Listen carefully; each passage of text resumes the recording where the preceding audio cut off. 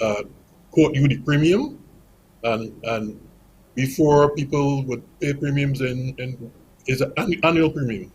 People would pay premium in 1 month, 2 months. But Right. now insurance companies are now allowing persons to pay premiums over Over a several year. months, Yes.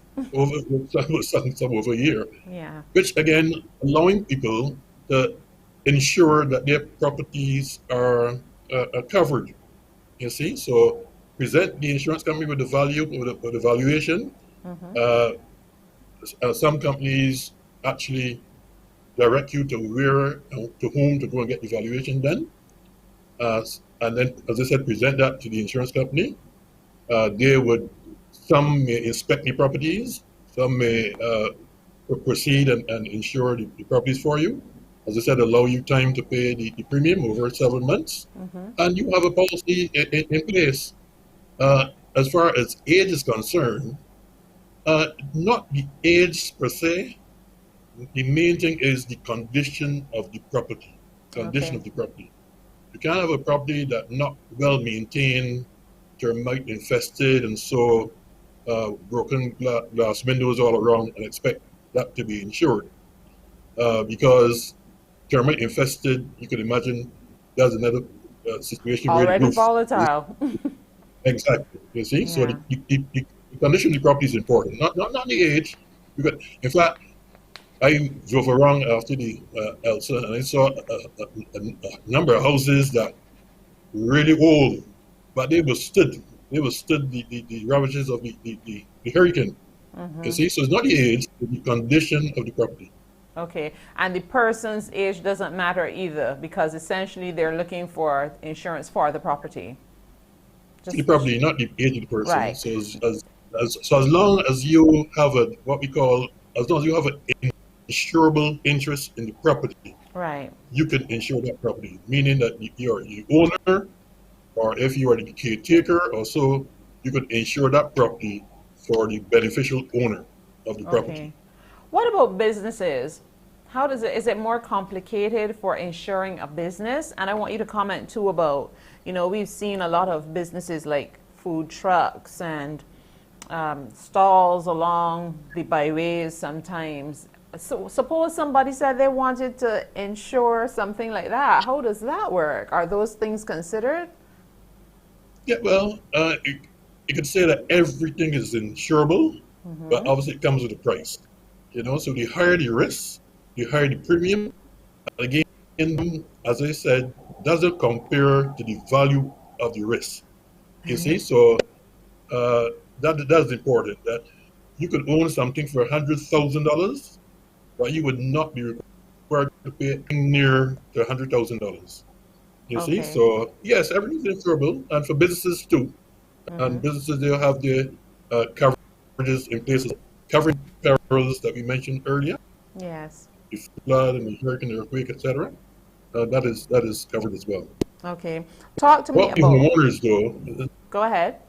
sorry, I want to go back to the homeowners quickly to tell you that under the same comprehensive policy for homeowners, For there's a homeowners. section, yes, there's a section for alternative accommodation where you can, after this event, your roof gone, you can go now and rent a place for your family uh, and send that expense to the insurance company because, as I said, again, you got to check your policy. That is covered, that is offered a regular extension covered that you can use as well. Okay. Alternative accommodation, Mm-hmm. as well as removal of debris. Where again you got to pick up the pieces now and carry it away. Again, that is covered as well, but obviously up to limits, up to certain limits. Okay. So see, so the coverage is wide and the coverage is available. But Okay. again, some people prefer to take the risk with not having the insurance in place. Okay. And is that standard with your home insurance that you can have this extended? It sounds like a courtesy or a luxury, but I think that that's good because that was my next question about getting the help you Yes. need from the insurance after a situation has occurred, how easy it is for that to happen. But this is good. So does a homeowner then need to know to ask for that? What do they ask for if they want to make sure that they have something to help them cover where they will stay? Replacing a car. Are there things like bundles that deal with that too? Is a car considered part of the property, or that stands alone? That's yeah, but the car stands alone. The car stands alone. What would happen with a car? Again, you got to check your policy because the some policies give you at least 1 week uh, uh, to use a rental car if your car becomes well not being able to use. Okay. But the property, as I said, again, you just got to check your policy. In fact, you could ask, but I would say the majority of policies in Barbados actually extends the cover, as I mentioned just now, removal of debris and alternative accommodation. So you That's can check good. your policy, check the limits, but the majority of policies in Barbados, I can say, covers those two extensions. What would complicate your ability to get this assistance from your insurance company thereafter in the event something happens? Right. So okay. So we had the storm just passed it. So what you would need then to, as quickly as possible, get an estimate prepared for to repair your property. Yes. So your estimate then comes from your builder, your carpenter, or whoever, your contractor. Get the estimate as quickly as possible, present it to the insurance company, who would then get their surveyors or assessors to go out to verify the damages, etc. And you should be able to get compensation quickly, very quickly. But again, you need to get that estimate to the insurance company as soon as possible. So that's the estimate. But what if the person, because we're always told, that we should have these documents in a safe place, you should have them in a waterproof thing. But what if the documents are gone with the wind? Does that Right, complicate the but again, if situation? you no, no, no, if you Okay. again, you know that you are insured at Cooperative as an insurance company, And my you agent just should call up too.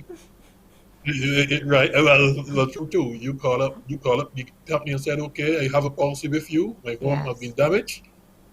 Please come and get somebody to inspect the property. And again, they would advise you, okay, well, as quick as possible, get an estimate prepared. We were trying to have you all sorted. What now is the what people very concerned about is the deductible, because in Ah, every claim, comprehensive claim, there is a deductible, yes. and the deductible for a cat loss, what we call a cat loss, catastrophic loss. Again, we're talking hurricane and flood and earthquake. Is 2% of the sum insured. 2% of the sum insured. So again, you have to pass that threshold before you're able to get any compensation from an insurance company. Okay. So again, I know people saying I pay my insurance for 10 years, 15 years, and so I have one claim now, uh, and the claim that now comes below deductible, and the insurance company says, okay, no, regrettably, the amount is under deductible, and we're not able to compensate you. So that I know that is difficult. That's a deductible on a range or situation imposed by the reinsurers, who we have to rely on. We have to rely on the reinsurers because the bidders that we do insure cost millions, billions, you would say. So and we are exposed to hurricanes, and this was just a category one, and you can see the damage. Well, certainly people now really don't want to see a category. So yes, and the 2% deductible really and truly takes care of, especially under, takes care of the minimal damage, Right. minimal damage. But persons now losing their roof and losing their homes, well, then there's where now the insurance company will certainly come in and provide compensation to you. Okay. And there's no way around that. That is a standard. That has to be there. You can't like you can't adjust or make a request to have something like, it has to work with the One deductible. I'm percent. just asking. Yes, that is standard. That is Okay. standard. All right. 2%. Yeah. Here's the other thing. For someone with a house close to the beach, how easy is that to get insured? I'm sure assessments and all that are apply, but is it more complicated to get a house that is on a cliff or on a beach side insured? Well, again, a good question. As I said, most things are insurable, but it's the price you have to pay. So a house now, as you mentioned, right on the beach, but obviously in terms of the premium would be higher than a house inland. Uh, a timber house, because of the construction compared to a wall house, will be more expensive than a wall house. So it's just a matter of assessing the risk and for the insurance company then to charge charge commensurate with the risks being presented to them. Yeah. What do you feel though, like Barbadians are at that place where they think of home and property insurance as critical and something that they really, really need to do? What would you want to say about that? Yeah, but not yet, not yet. But I know for sure that they are aware of insurance because the day or within 24, 36 hours uh, approach of a system, then you see persons coming in to you to renew and to insure, present new risks to you. Wow. So they are aware of the dangers and they're aware of insurance. But just that people again like to take chances and don't bother about insurance until the right time. It's just like people with motor cars, people drive around with motor cars not insured, and then when lost, and then when they damage another person's property or car, well then they more or less up a creek in terms of compensating that person. I mean, some people got killed or seriously injured by motor vehicles not insured, but a person hospitalized at work. But where do the person who driving the car getting any compensation to pay that person whilst they're injured and unable to work? So again, these are things where the insurance companies come in. I mean, every year we pay millions of dollars in claims. There's not a day, quite honestly, that passes without about an accident. Not a day passes without people crash into one another. We pay claims daily, Right. daily. But now we have to pay that now along now with the hurricane loss. You see, so Yes. that's the importance of insurance. As I said, it's a risk transfer mechanism where the risk out there, uh, and there is risk out there. I mean, it's clearly and obviously known that there's risk out there. That is why governments all across the world have made motor insurance compulsory Yes. because you have to look and protect the innocent party who would get injured or suffer damage. Yes. And this is where insurance comes in again to compensate persons. Thank So you so likewise with much. property insurance, it's the same thing too. You've been so helpful, lots of information shared. Hopefully, you can stick around and be part of our 10 to 12 huddle where we leave a takeaway with our viewers. But Mr. Anton Lovell, he is the general manager with Cooperators General Insurance. They've been partners with us here at the CBC through the years, and we certainly are happy to have had your expertise and the information shared at this time. So thank you so much and appreciate it. Stick Thank around as you. long as you can.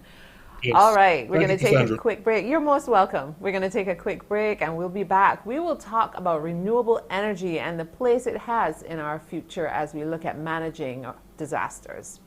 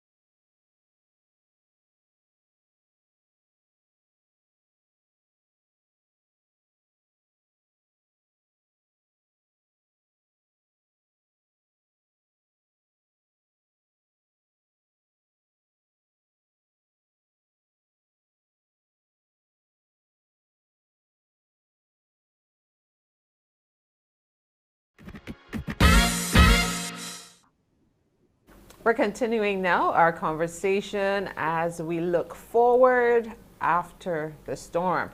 And we have Mark Hill here now. Mark Hill is joining me. He is a renewable energy expert.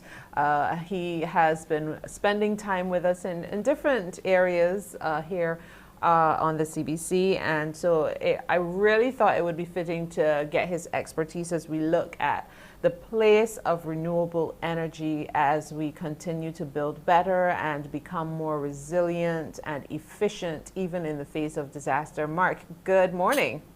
Good morning. How are you doing? I'm doing well. It's great to see you. Good to see you too. Yes. So, as I was mentioning just now, I have a few relatives who were able to still have power, and it was because of their photovoltaic panels. In Yeah. this situation where many people were talking about their meat spoiling or different things, just not being able to power the phones, not having charge. Electricity loss can really disrupt your lifestyle. Yeah. But we've been having these conversations about renewable energy and the fact that for Barbados, our Prime Minister has listed 2030 as that point where we go 100% renewables. I want you to put it into perspective as it relates to these kinds of natural disasters and for us to still be able to operate as efficiently as possible, even in the face of a disaster, as we pick up the pieces.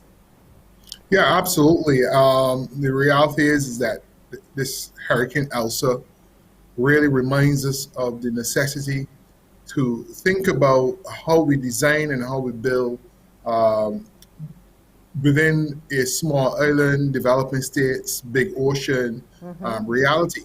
For 6 months out of a year, we have to deal with storm systems coming this way in one form or the next. And Yeah. most of us have our hopes simply in a prayer. But while I believe in prayer, I also believe that we need to prepare. And part of that preparation is making sure that you have energy stored, just like how you have water stored, or you have biscuits stored, you have sardines stored. You also need to store energy so that that can carry you through the process and have critical utilities up and running, that your household can feel safe and secure. It's simply Yes. part of reality. So there's four things that you should have as a Barbadian to really be resilient. Number one, stored water, right? Number two, some form of hurricane shelter system, Yes. right? Number three, energy storage, right? Which is what we're talking about today. And number four, some form of food storage. So you need those four things in order to even define yourself as being resilient in some form or fashion, right? Okay. So let's get now to the energy. Now, while the storm was going on and we were experiencing high winds, it was scary for me, to be honest with you. I actually saw a massive tree, I think a bearded fig tree, got lifted up and Wow. moved 12 feet or more by the wind and just thrown down a gully. And it was like if a giant was just walking down through and just breaking off limbs off. And I was like, what is this? But all that time, I was still being able to watch you and Admiral Nelson. Your energy was very much present and accounted for. Yes, yes, yes, yes, yes. And we just had a small little box that has about 2 kilowatt hours of storage in it. And it takes us right through the night. It runs all the critical loads. So what we're saying to persons, you don't have to think about getting all your washing machine running and your air conditioning system running in a storm. What you want to do is have a panel that have what you call critical loads in it, right? So that might be just the lights in the kitchen, a few lights in the bedroom, LED lights, by the way, so that they use very little energy, Right. right? Maybe the fridge or the deep freeze that would store your meats, you will have that on that panel as well. And then your internet and which supplies both your television and your telephone as well, so you can communicate. And those things need to be on a battery, right? Now, most people that think or talk about renewables at this point, they only primarily think about it from a commercial perspective. And based on my discussions on the show with yourself and Shane, we explore a lot of commercial opportunities, which is the great tie opportunity. Yeah. But resilience is also a critical investment. You have to spend money on battery technology for resilient purposes, not for commercial purposes, but for resilient purposes. And what we have, or what I've experienced in this market, is that the average Barbadian will say, oh, that's not worth it. This battery is too expensive. Until we have scenarios like this where 30% of the island had no power, and now we have 20% of the island having no power, or 20,000 people having no power. All of a sudden, we're realizing that the gasoline generators are noisy. I had our staff here who say they're in neighborhoods, and the generators running at night sound like lawnmowers, so nobody's getting good sleep. Wow. Right? Yeah. Then they have to get out and go and get the gasoline, and then the fumes with the monoxides and the different things that are just flooding the air, so everybody's breathing in. So in a resilient environment, lithium technology and the technologies available is critical. Every single household in Barbados should have at least a 2 kilowatt hour battery pack in it at minimum, and one solar panel that they can move in and out. This is one that is portable. You can take it outside when the wind and the rain is finished, and the sun comes back out, it charges back up your battery pack. You don't have to go to no gas station. You don't have to run anyway. Just put it out there in the sun, and then you bring it back in at night, so that if anybody want to loot or take up these things, you can bring it back in at night. Wow. And this is accessible in Barbados now. It's accessible in Barbados now. I mean, I have it. It was always accessible. But we always hear this, oh, solar is so expensive. It's not. Because persons still went out and bought $200 in gasoline to run the generators. So imagine you have to go and buy $200 in gasoline every other day to run your generator. You're still going to end up at the same cost of the battery system and the solar system anyhow, based on your operating costs. So as I keep saying on the show when I was talking with yourself and Shane before, we have to run numbers. We cannot just simply make decisions in a small island state only based on the commerciality of them. We also got to weigh up the resilience, security, safety, and well-being aspect. And what renewable energy means for us is also well-being and safety, not only economic returns and money in the bank. True.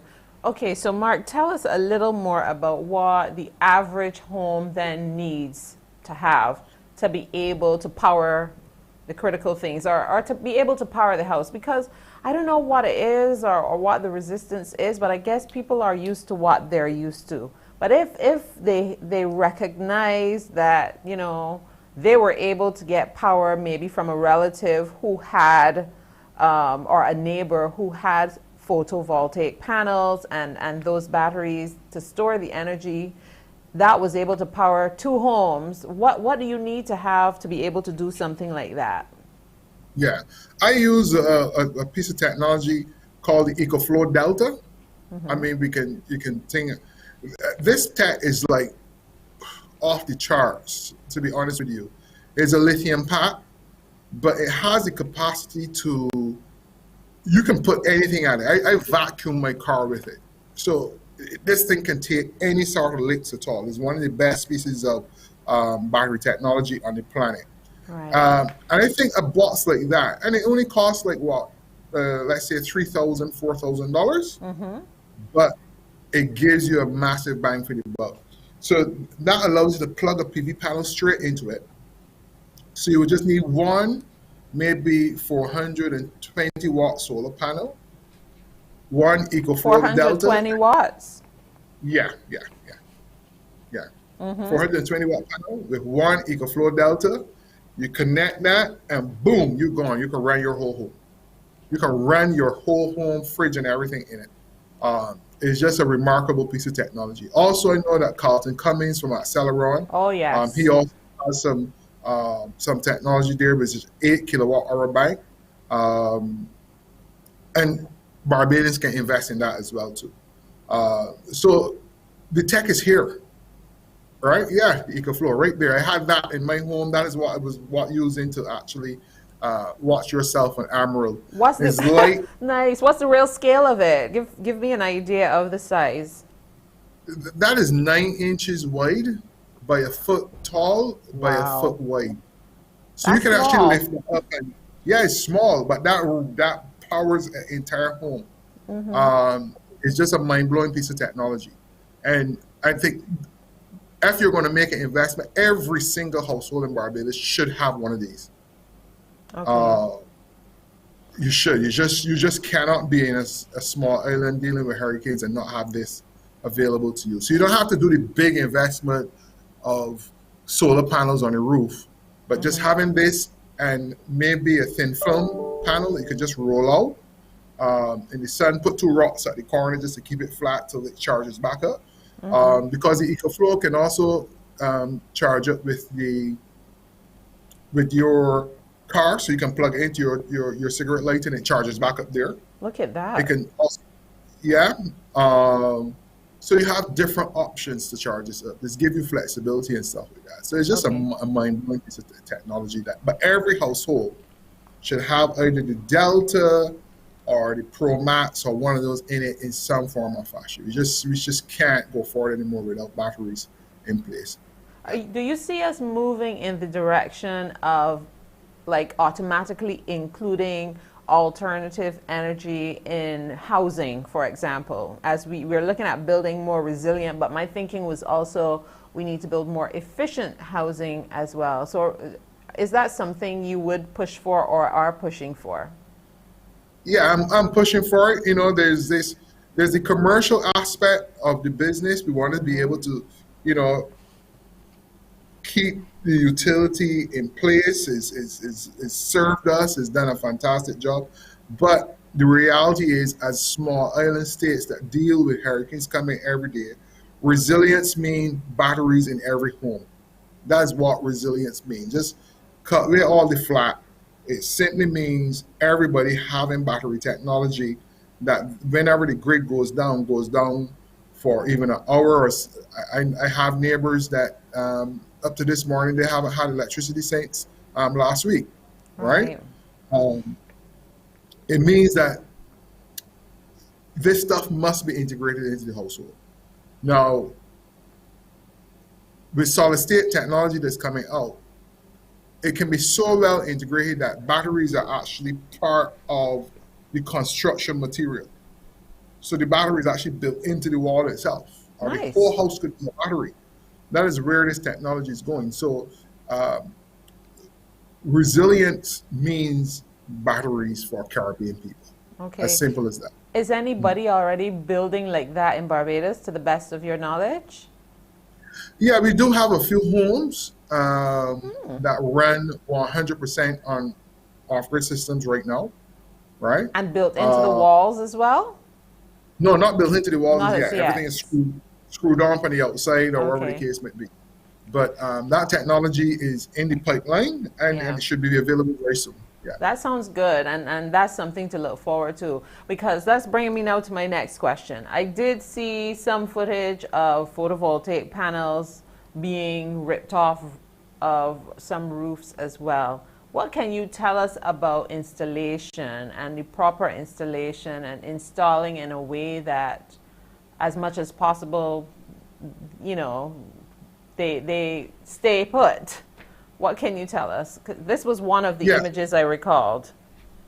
Yeah, that's one thing. I want you to notice with that image that the panels are not damaged per se True, on the roof itself, you know. But true. in category one, I've been to Dominica, and this stuff happened. So that's where insurance come into the Yeah. picture as far as your system is concerned, particularly commercial systems. But when it comes to resilient systems, I would say that you want a movable situation or because it's serving a different purpose, right? Uh, but it's clear there from that drawing that that's a situation where the roof came off, not Yes. just not just panels came off. The entire um, permaclad came off the purlins. So that is a different scenario from just the panels themselves coming off and the roof staying on. So That's it has to good. do with the design integrity throughout the entire um, engineering or structural process. So if you have a weak spot where the roof, the permaclad, or is not secured properly to the purlins and onto the rafters, then you have that scenario there. And True. that can happen as well, whereby we don't pay attention to angles, but angles are very, very important Oh, when it comes yes. to things. So something at 20 degrees is going to cause lift to take place, Yeah. right? We need a So if better, you a have a roof, perfect pitch. What's perfect pitch, Mark? well, perfect pitch as our forefathers knew it was 45 degrees with the Chattahoochee structure. Yes. So they know that somehow they knew that from that design point of view, that wind will push the structure down, just like an airplane lands when it goes back down below 30 degrees. The wind pushes it down. Below above 20, it pushes it up. So if you have this roof pitch very, very low, it's going to peel, Yeah. as opposed to the wind pushing it onto the structure. Right. So I the angles are very, very important.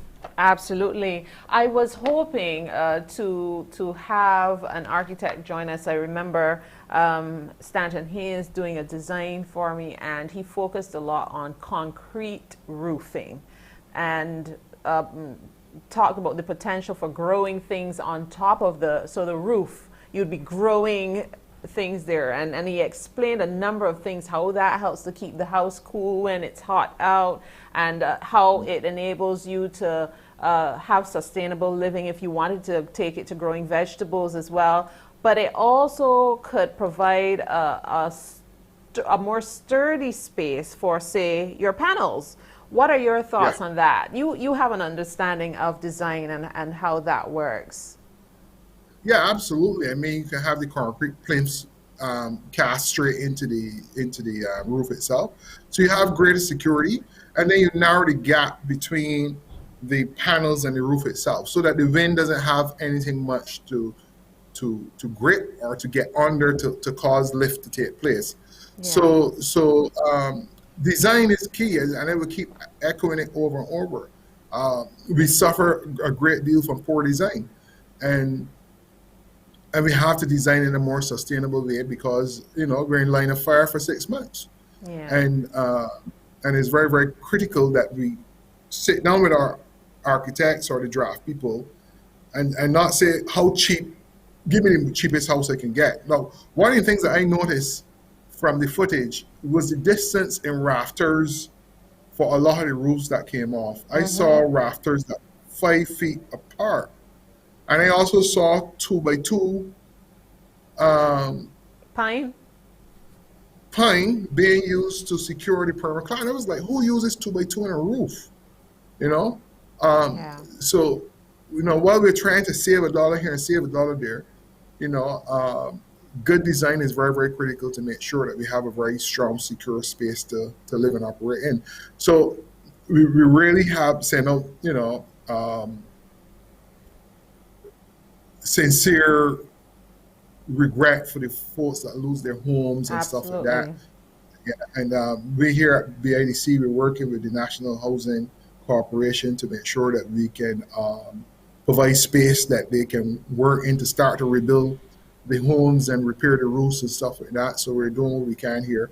But one of the things that we will also be doing is advocating for batteries for every household. That is a It's, good it's, it's, thing. it's important. I like the technology you've shared too, and when people decide on a house, I think too it would be good if you sit down with someone.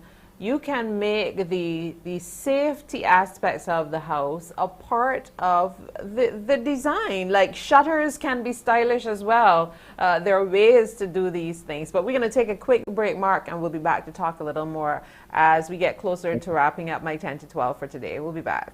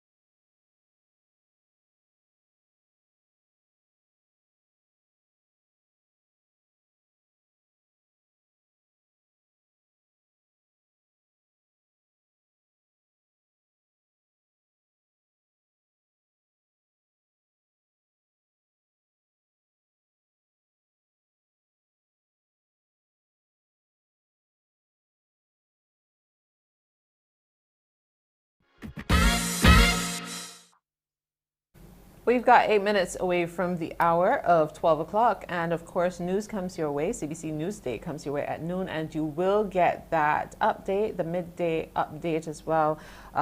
Hopefully from the Barbados Light and Power. Another one is due at that time. But I've been chatting with Mark Hill. He is a renewable energy consultant, and he's today also busy at work in his other capacity with the BIDC. Thank you so much for taking some time out to chat with me here on my 10 to 12. But yes, we're talking about building more resiliently as well as more efficiently. And I really think that we're going to have to kind of gift that to ourselves and take it very seriously if we're looking at having a good fighting chance for our own safety, and certainly to have properties that are safe for us. Yeah, absolutely. The other thing I want to underscore too is there's some persons that have all electric. Um, Everything is electric. They're Yeah, the big electric. appliances. Yeah, you know, it's resilience also mean that we need to find other ways. You know, the biogas works. So let me not just not all fossil fuel in a resilient context, but we need to find a replacement gas for biogas, right? Um, so that people can continue to prepare their meals and stuff like that. But I've seen persons who have everything that's electric not being able to prepare a meal Yeah. simply because the grid was down. So another part of the strategy is at least having one or two bottles of gas and a bottle gas stove, at least tuck one side that if there is loss of power, you can still bring out your bottle gas stove and cook with. So it is really having a plan that keeps you and your family running as effectively as possible during the storm and after the storm. And you Okay. should at least plan to be able to carry yourself through for a month as far as your power needs is concerned and your energy needs are concerned. Uh, as we can see also, some persons who have water tanks, but they didn't invest in the solar pump or the solar Yes. pump to power their pump. So even though they had water tanks or have water tanks, the electricity gone off again. They cannot use nor access the water from the tank because again, they didn't invest in the renewable energy to operate if the power goes off. So we have to think through a lot of our things and realize that renewable energy is more than just greening the environment, is more than just addressing climate change. It also speaks to security for us on these islands. It is a matter of security. It's not just a matter of, um, it's not a fad. Right. Yeah, it's Yeah, something we need. It's we something need, we need. Yeah, as you spoke about, people not considering having the renewable energy or the photovoltaic panel to kind of power the pumps for the water tanks. I remember hearing a guy, and I empathize with him because his business has been affected. He alluded to the fact that his electricity has been out. He's losing fish. That he has a small fish farm, it seems, and so now he's out thousands. So again, I see what you're saying when you say you need to think of all these things because, in the event of, yeah, that's the kind of resilience you're going to need. yeah. So, And the event of, for us as a small island state could be so many different things. You know, hurricanes one thing. We got sea level rise. We got drought. We got so many different things coming at us from one season to the next. You know, so yeah. renewables is critical Okay.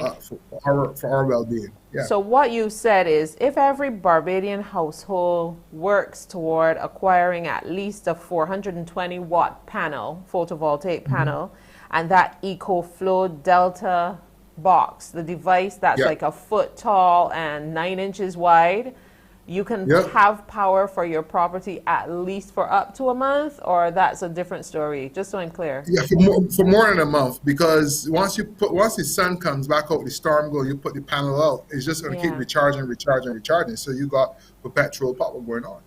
That's amazing. And this is available here. What if persons want to get more details from you, Mark, on how they can do so? How can they Yeah, reach out to you? well, not me. As CEO, I'm not in that business anymore. So I just give up the technology and stuff like that. So So it's there. I Just search for it. it's there. Just search for it. Yeah. Yeah, we know how to Google things. Thank you. Thank you so much. You've Okay been then. very helpful, and you continue to do your part to help Barbadians get back on their feet as well. Thank you so Okay. much. Thank you.